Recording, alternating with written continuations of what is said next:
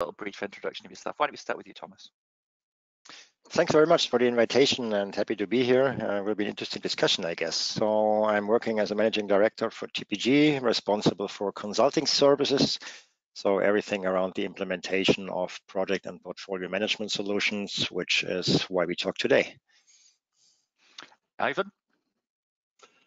So Ivan Lloyd, CEO of Edison 365, one of the founders of the company. I've been with us since the start. My background, I spent the last 25 years consulting on project and portfolio management, and more latterly on innovation management as well, across organizations all over the world. And actually, I think I was just trying to recall. I think I first met Thomas when we were both advising Microsoft back in 2003. I think it was in Seattle. So if not the late 90s, I don't know. Yeah. It may have been the late 90s. So there we go. Goes way back anyway. So what we can take away from that is that you both know exactly what you're talking about, which is, I think, fantastic for the audience today. As opposed to us both being very old. Yes, that's good. See what I did there? I tried to bridge away from that point, but that's fine. So my name is Jonathan Brayshaw. I head up marketing globally for Edison 365, and I'm going to be your host today. What I wanted to do before we sort of dive into sort of the theme, this is very much an open discussion. As you can see in the chat, we would love to get your questions or thoughts. Think of it like a kind of a radio show type of approach rather than a kind of formal PowerPoint presentation. The slides really are just there for sort of background, just so you're not looking at a blank screen when you're watching the presenter speaking. So what we'd like to do first is just go through a few of the kind of questions that we're likely going to cover today. So the first one is around how project management landscape's changing. This is a continuing theme that we've been talking about, and I know that both Thomas and Ivan are passionate about. And then it's talking about the coming together of these different roles between project managers and exploring the role of innovation within project management and the role of project management within innovation and what that relationship should look like. So be thinking about those kind of questions as and when we go through the discussion. And also, how can the organizations and indeed those individuals within those teams work more closely together? And what are the first steps to embracing these ways of working? So those are kind of the thematic areas that we want to explore today. But I think before we sort of dive in to the content, I want to really just push a little poll.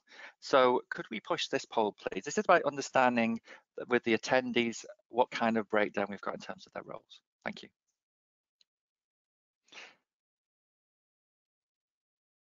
So again, really quickly, thank you very much for that.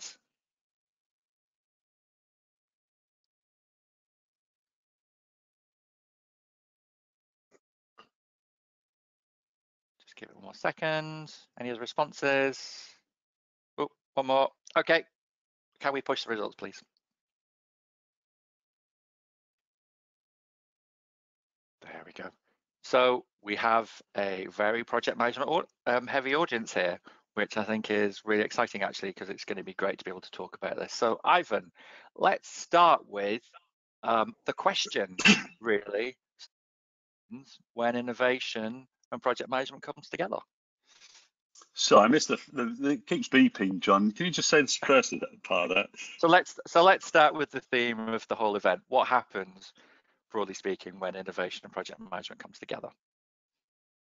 Yeah, it's a good question.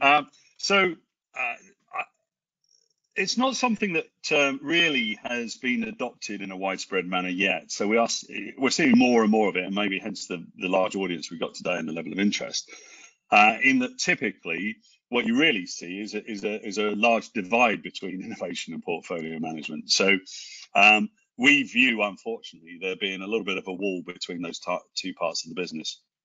When they do come together, you see enormous benefits, because finally the organization and the players in both camps can see the end-to-end story. Typically, if you look at this in a business, you'll see innovation will see the front end of the demand pipeline very clearly, and they'll be driving that, and the PMO or project management teams will see the back of the pipeline. They'll see, they'll know what they've got to deliver because it's already started, but they won't really know what's coming their way and what they should be preparing for.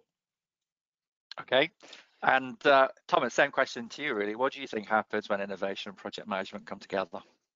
At the same time, when Ivan started talking about that things are separate, it's really maybe I would say 3 to 5 years ago. So we have more and more customers that are more aware of a complete project life cycle, that fully understand that they don't need to run only the projects in the best way, but pick the best projects. So it's really about changing running the organization compared to running a PMO that delivers perfect methods and methodologies, but maybe spend the time in the wrong direction. Yeah? So things definitely start to pick up there. And I agree that, let's say, the really technical and methodological approach is not yet there. People start to look into it. And that's the reason, let's say, we combine our solutions in the marketplace and hope this hour, let's say, have a good understanding for everybody that it makes sense to stick them together. Okay, so one of the things that I learned recently on another one of these live chats actually is this concept of people taking using project management as a way of populating a sort of pipeline, and sort of using innovation actually as a way of populating a project pipeline. Struck me as something that was kind of quite common, but actually perhaps misses the point. Are you there? I think that's what should happen, right? Yeah. Go ahead, Adam. Yeah, it's exactly what should happen. When you're in the delivery side of the business, you should be able to see the picture of what's coming towards you, because how can you plan on what you need? How can you prioritize and make decisions if you don't really have that clarity of visibility? So yeah, absolutely, the innovation pipeline is there to drive the project delivery, but all that being said, not everything is going to come from innovation. So we can't forget that projects come from regulatory change, from must-dos, not just from innovation. So let's talk a little bit then about the kind of, there's an archetype, right? There's a typical kind of innovation person, and there's a typical kind of project management person. I have to be careful what I say here, because there's a lot of people on this call. But there's certain sort of perceptions. Do you think those have changed? Oh, are they changing? I don't think the perceptions have changed, especially outside of the business.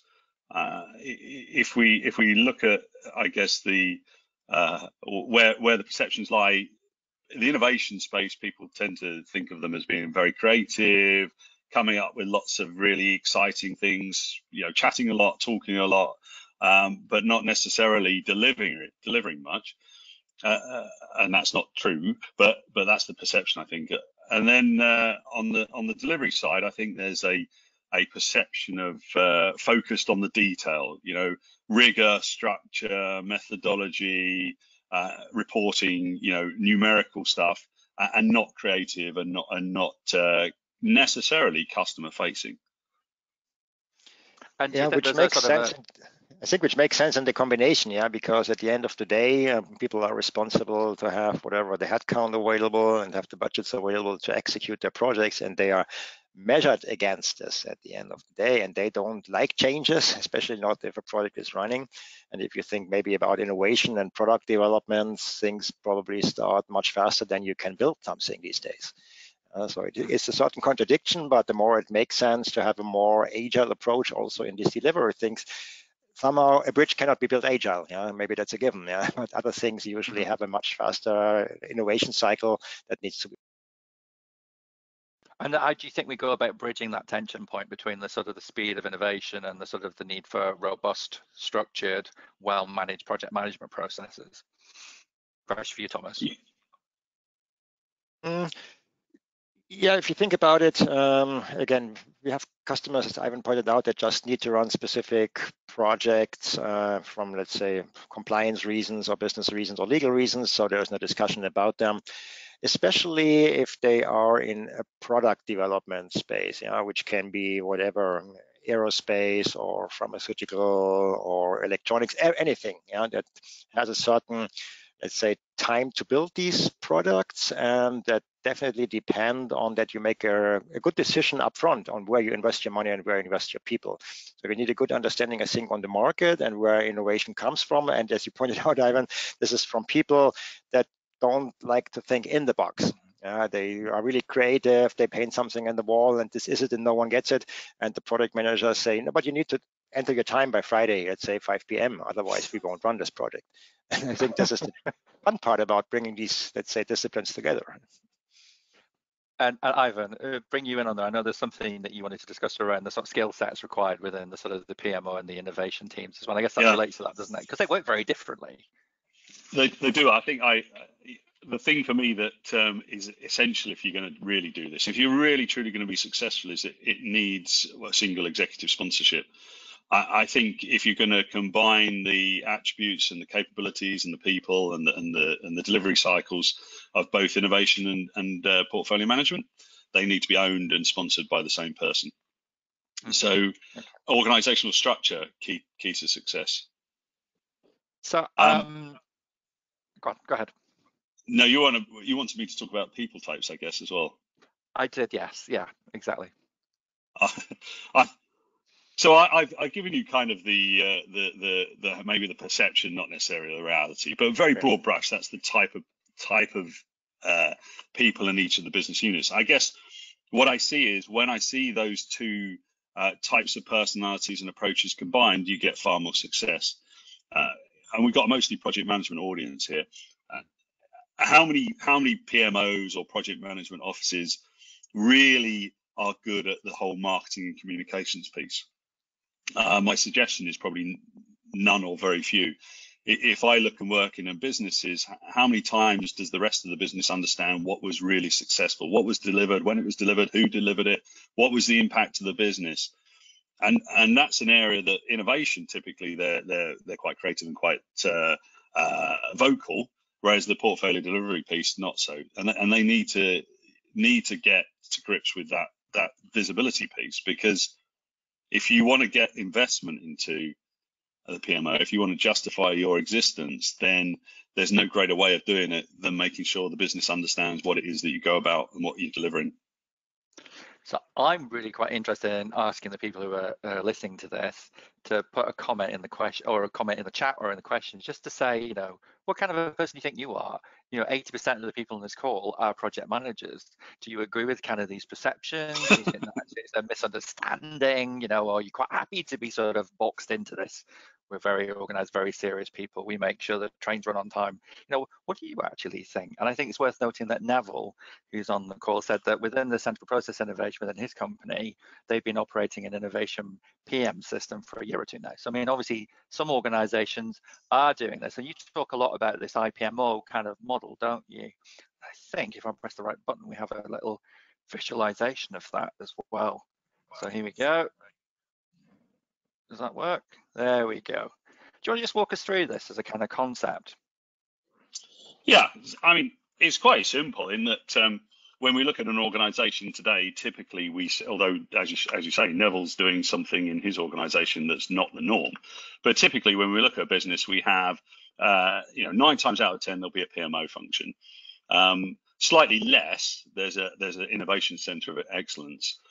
Sometimes innovation is fairly ad hoc and it's just delivered functions how they feel fit, but innovation center of excellence.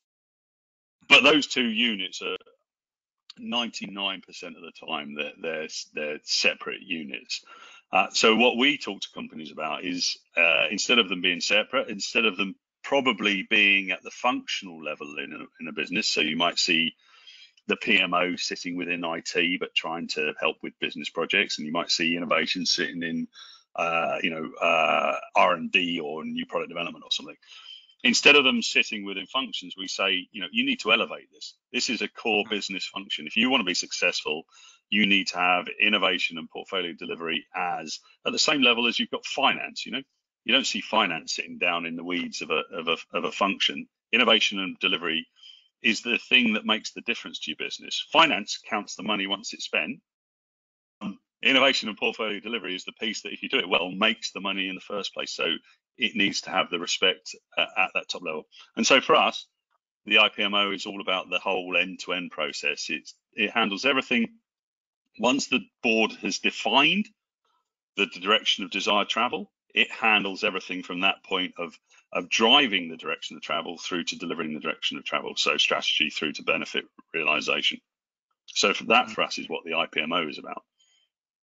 So Thomas, do you have a view on this? Does this sort of scan with what you're saying? I agree on that, and it's funny because I just thought about a number of customers that exactly run it more or less in this way. So they have a PMO in place maybe for 10, 15, 20 years, and if you think about project management, it's really an old discipline. Yeah, if you think about, you can go back whatever to the Egyptians, and they started the big projects initially, and some things are just there. Yeah, that you have a timeline, that you think what you need, that you do your resource and budget management. This is okay, and it doesn't change so much. It's not really things that develop a lot. Yeah, maybe except from agile and hybrid approaches to that. But in the end, planning and monitoring a project is pretty much common grounds.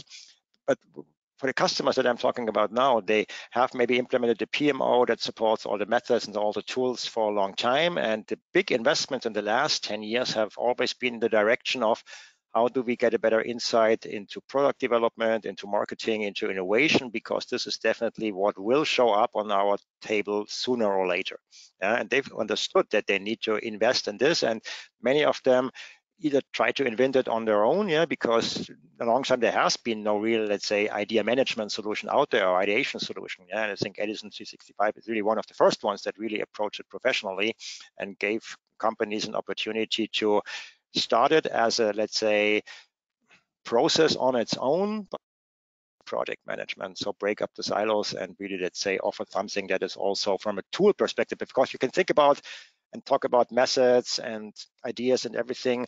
And at the end of the day, you need to have something where you type in your information and make it visible to everybody. I think this is really what's developing. So bigger investments happen in innovation than in project management these days. Understood. An interesting question coming in from Wakim, actually. And he's saying, it's interesting that you're seeing it only from the product innovation into the PMO. What about the other way around? It's an interesting thought. We're finding, I think, so if we look at it from the innovation direction, which is not really the audience so much today, but you know, I've run very similar sessions with you with innovation teams recently, and what we see is within the innovation area, they all want to know about delivery. 18 months ago, delivery and benefit wasn't front and center. You know, there was a lot of money around. People were investing in innovation. Let's come up with many, many great ideas. And the innovation team wasn't actually then taking that through to delivery and saying, actually, we came up with X number of ideas. These ideas went through this process, and then out the other end, we saved the company X or made the company Y. Those days are gone. I talk about, you know, the impact of coronavirus has been, you know, clearly huge. In the innovation space, it's focused the mind in that what innovation teams want to do is actually be able to say not only what we invented, but what we delivered, what outcomes and benefits really, really happened. So we are seeing it the other way for sure as well. And this speaks to something that you talk about a lot around benefit realization and the sort of the way that people don't necessarily track it all the way through all the stages, right?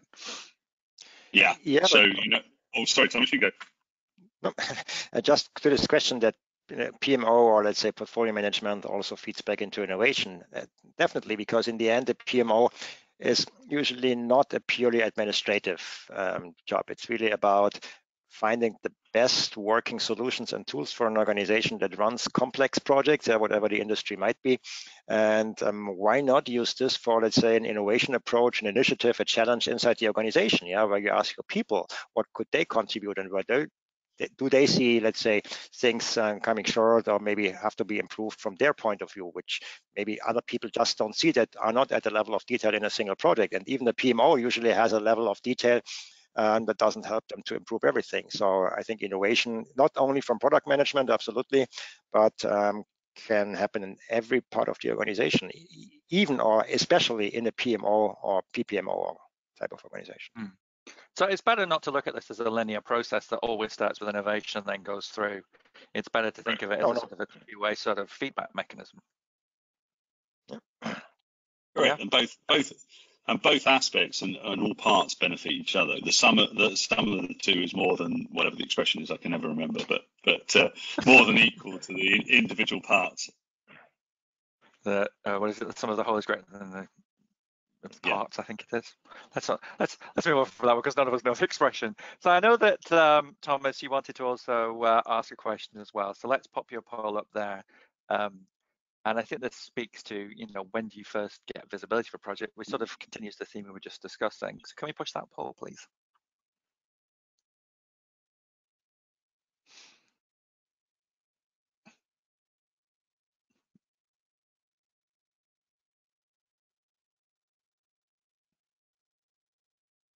Okay, I can see some results coming in now. Oh, big split on this one, actually. First response suggests everyone did the same thing, but now it's very much split. So keep going for a few seconds.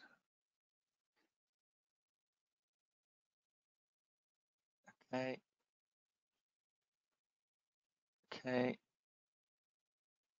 One more second, see if there's any more responses. Oh, a couple more dripping in. Wow, very split. Can we push the results, please? So Thomas, what do you make of this? It's interesting. I'm a little shocked, yeah, especially about the first answer. I think these times were gone, but obviously not, yeah, which exactly points in where does a project start and what's the life cycle we see in our organization. So perfectly okay, but I think it's way too late, to be honest. If you have a formal kickoff, very good. When the demand is added and when the roadmap is actually planned, it's things I like a lot because it points into a direction that the organization does have. Let's say a longer term vision. It does have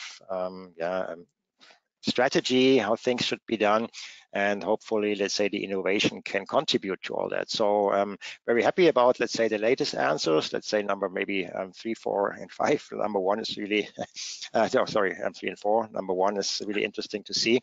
Again, I think it should not happen these days anymore, but it's definitely, let's say, room for improvement where we also can combine, let's say, the forces of these two disciplines. So I would say perfectly okay, interesting to see. And also I'm impressed by, let's say, 50% having a roadmap. Would be interesting now to maybe follow up on the discussion.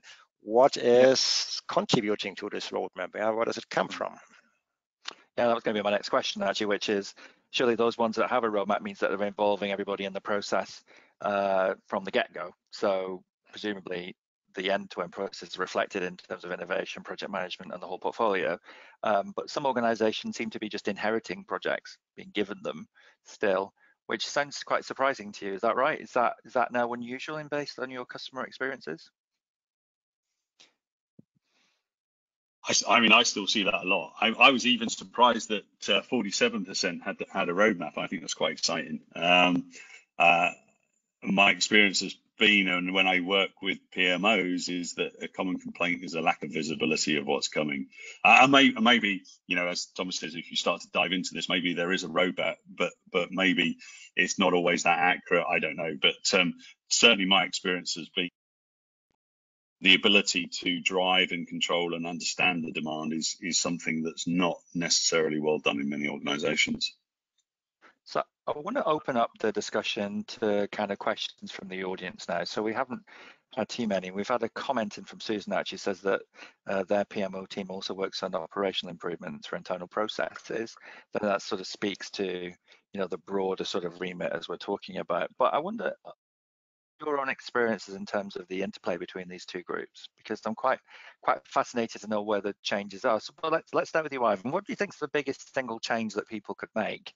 You mentioned executive sponsorship. I guess that's the big thing for you, is that having a single person that sort of gets everyone together?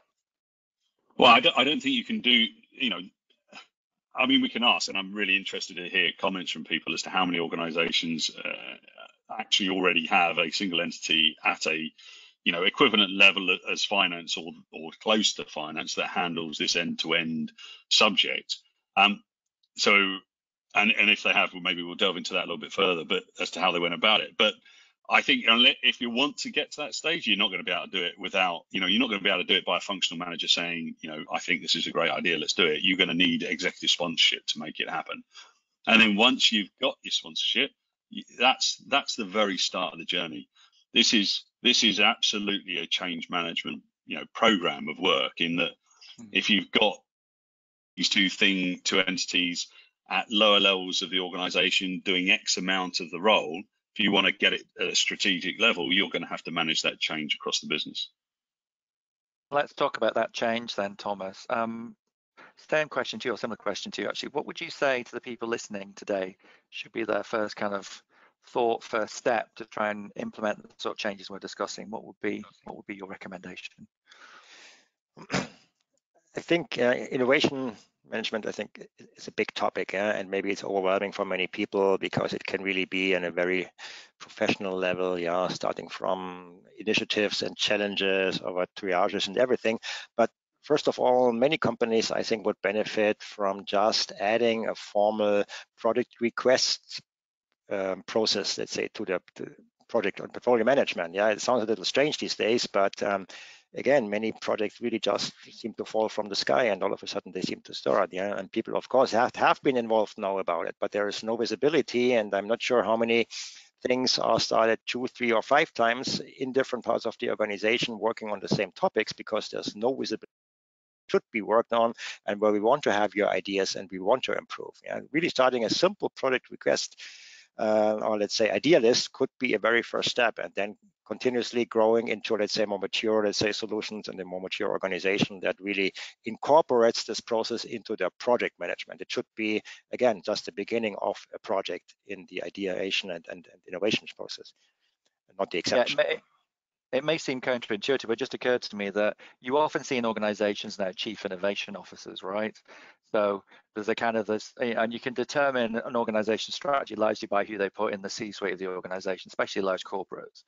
So I was kind of a little bit mendaciously thinking, why isn't there a chief projects officer? Should there be a chief projects officer? Would that help? At least then there's 2 people fighting for their respective corners. Or does it need one person that I suppose would be a CIPMO potentially? What would you say? I think it will be different roles, at least from my understanding, because the disciplines are so different. But of course, every organization should work on that they have a common understanding that they work for the company and not for themselves. So at the end, they need to make decisions which can be very long lasting. And if you make a wrong, let's say, decision on a product, very quickly you can be out of business. This happens every single day. So people need to be more aware, let's say, what's on their decision and not.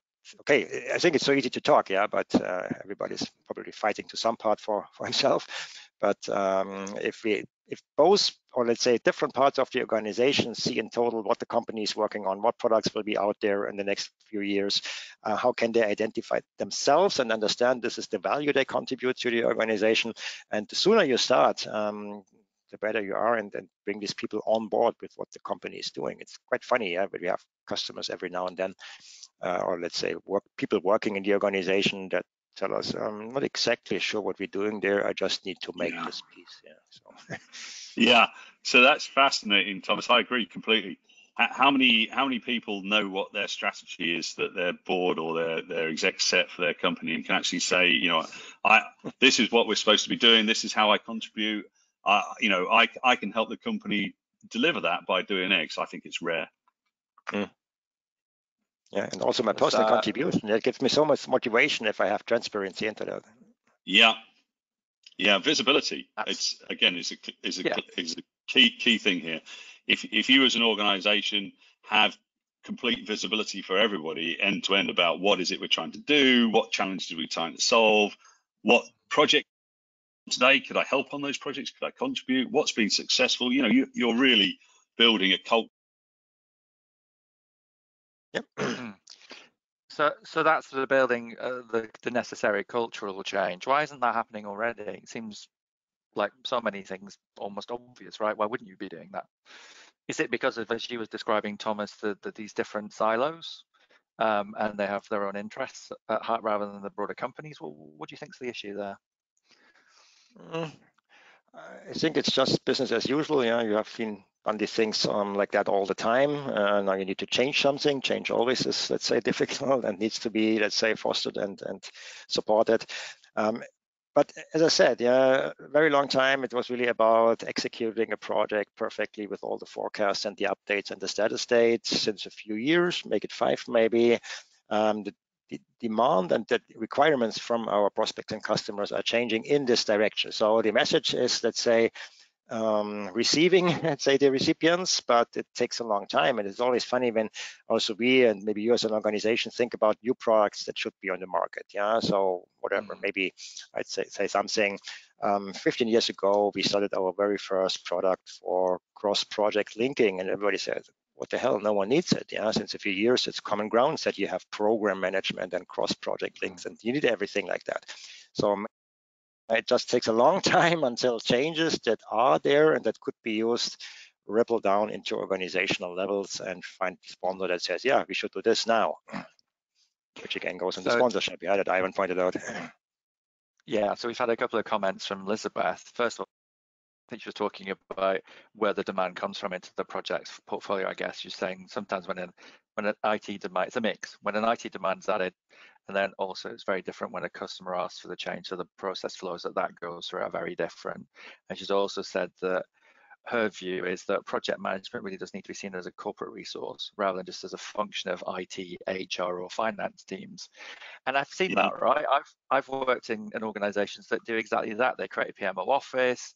It sort of has a disconnected reporting line, or it just sits within a broad IT function. And of course, IT are looking at measuring things in one way, or HR are looking at measuring things at sort of perhaps the people dimension, and finance are looking at measuring it purely from a numbers dimension. So it's like you're missing the other 2/3, right? Yeah. So what do organizations do about that then? Yeah. So hi, Liz. Liz and I were chatting this morning, actually, coincidentally. So yeah, I couldn't agree more. Spot on that it can't just be within a functional area. It needs to be outside of function. But it's a commonplace, and it's not necessarily bad, because what quite often has happened historically is that the IT department has taken a lead on project management or Agile, and has really put some effort in and recognized that they need an organization to manage the process, so that they create the PMO in the first instance. And then someone from the business goes, well, I've also got projects, and they start helping them manage those projects as well. So it's an evolution, typically, is why we end up here. But if you really want to get that independence and that standardization and approach that's not specific to a function, you've got to move it outside, which is where we talk about elevating up to a corporate function, not within one line. So maybe we should have a chief projects officer after all then. So do you think that the problem that it sits with, say, the IT team is because project management is largely seen as a function of a technology rather than the business? Do you know what I mean? So it's like, oh, well, the project management team are using project management technology, and that sits within IT. A little bit like everyone in the world seems to address CRM to a specific part of the business. The technology defines where it sits in the organization, which is kind of like counterintuitive. In non-traditional project management environments, maybe if you went to an aerospace company or a construction company or what, they're going to see PMOs and project management not in IT. They'll see it within the business. But if you go to service organizations, then yeah, you're going to see it that IT is viewed as possibly having the biggest projects, and therefore that's why the PMO sits within IT.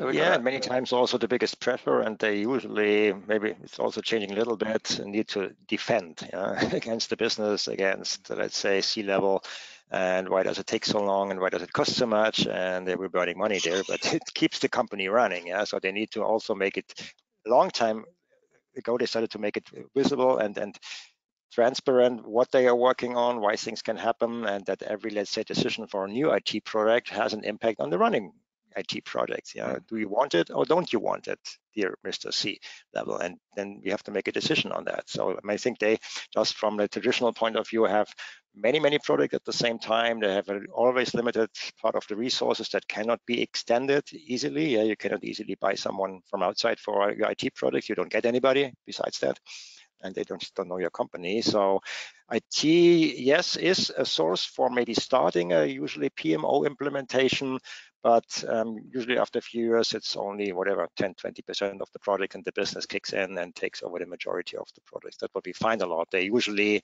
let's say, innovation for project management in an organization and started. But the moment you have functional and business units brought into these projects, the solution always extend to these other business areas. No, I understand. So Billy asked the question, is there any correlation, do you think, between the Agile PM and the concept of innovation? Which is an interesting one. Well, I think innovation by its nature is agile. What you can't do in a business is, especially nowadays, is think of ideas and then spend forever, and getting to the point of delivering it to find out actually this was the wrong course of action. The world moves way too fast for that. So innovation by its nature is very agile and fast moving. So yeah, for sure, both share similarities. So we were. Yeah, what I find on the other side is that many of our customers these days start to really tackle the projects from this side. So they really start by collecting requirements, looking into them, grouping them somehow into features, functions, epics, whatever it might be, and use some of the agile tools out there.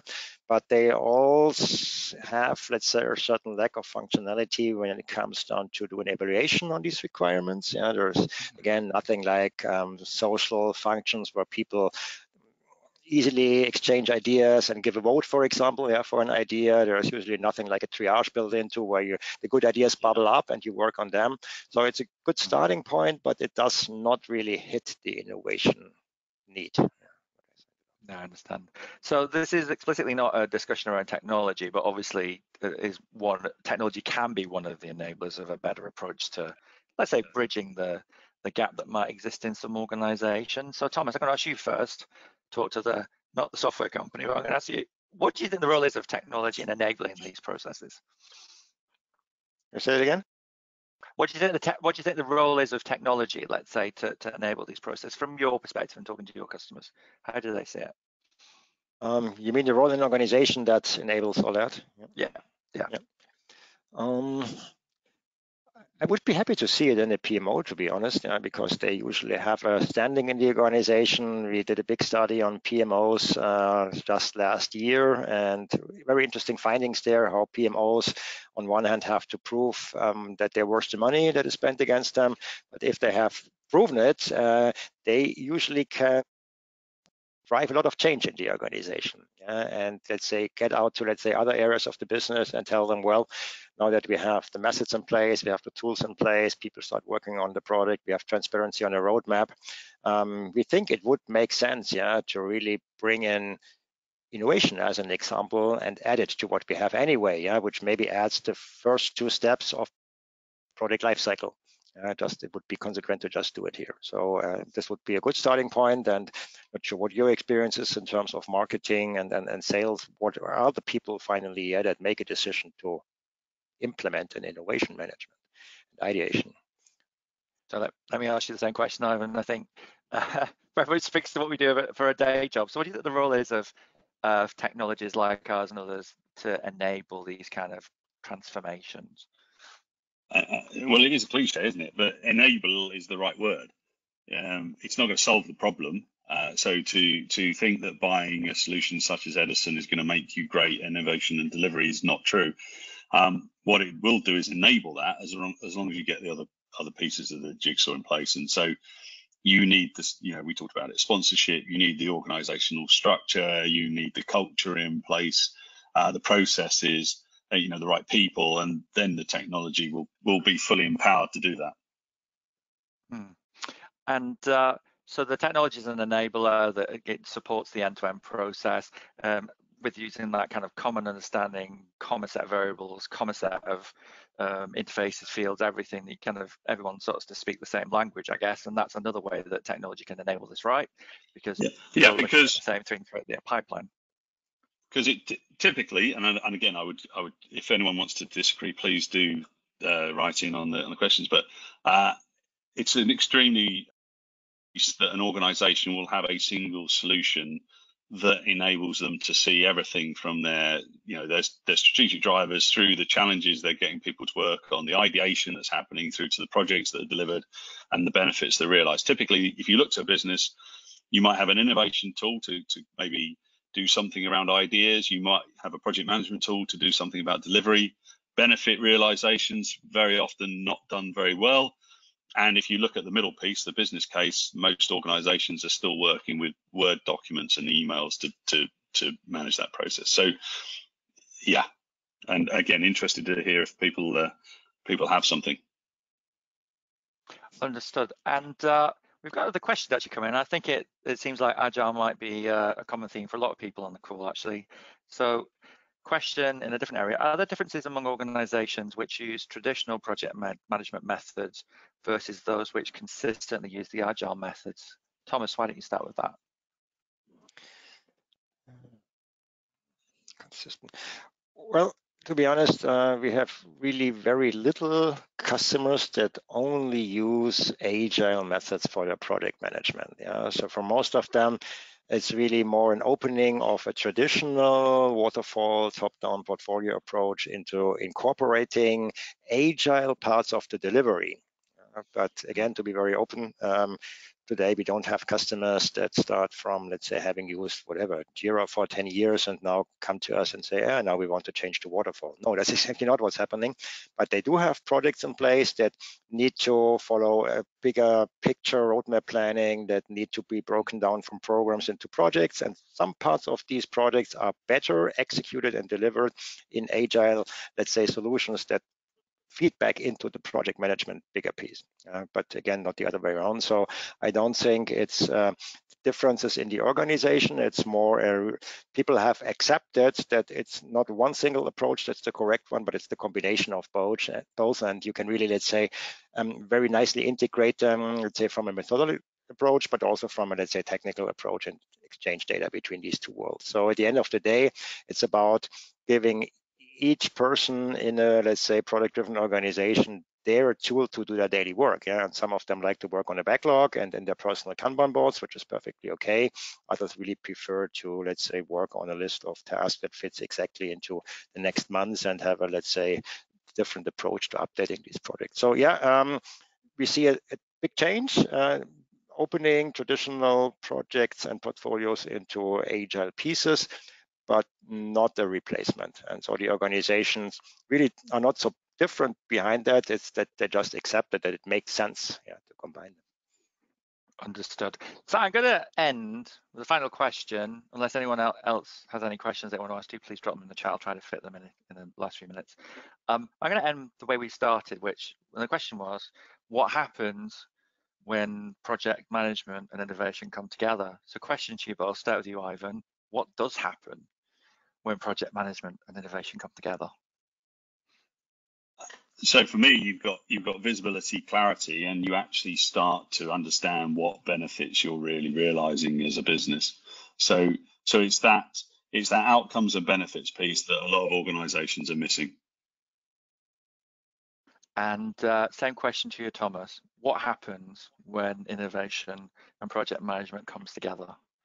Yeah, I would say better results for the company, better results for the company, better results for the organization, and also better understanding for both sides of the same game. Yeah, so innovation managers and people on the creative side need to understand that there are limits on the delivery side, yeah, and the reality out there, and portfolio and product managers should be able to see, okay, what could show up in the next quarters or years, and maybe even contribute to that, yeah, and get back to the innovation people and say, yeah, and did you know that we have part of this already in this or that, let's say, project, and maybe we can just, let's say, stick our heads together and have a better result for the organization. And talking about sticking heads together, just as you can see on the screen at the moment, we have produced a couple of pocket guides that we'll be producing in line with TPG as well. One that's aimed at helping project managers understand innovation, the innovation process, and the people who work in innovation. One that might be useful to you guys as well, which is about helping to kind of communicate the sort of challenges and the opportunities of project managers having a much greater role in the overall end-to-end process. And we're going to be making those available shortly. You can request those, sign up for those at that link here. And in speaking specifically of innovation, we've got a live web chat coming up, really brilliant one actually. I've got a very, very engaged customer out in the States, the Salvation. I mean, they've been in the innovation space for 200 years or more. They've always been an innovative organization.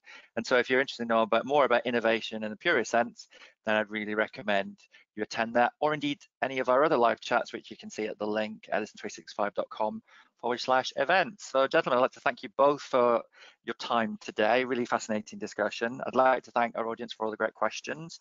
And with that, I'd like to wish you all a good afternoon, and thank you very much for attending. Cheers. Lovely. Thanks very much for your time. John. Thanks, Thomas. Have a nice day. Bye-bye. Bye-bye.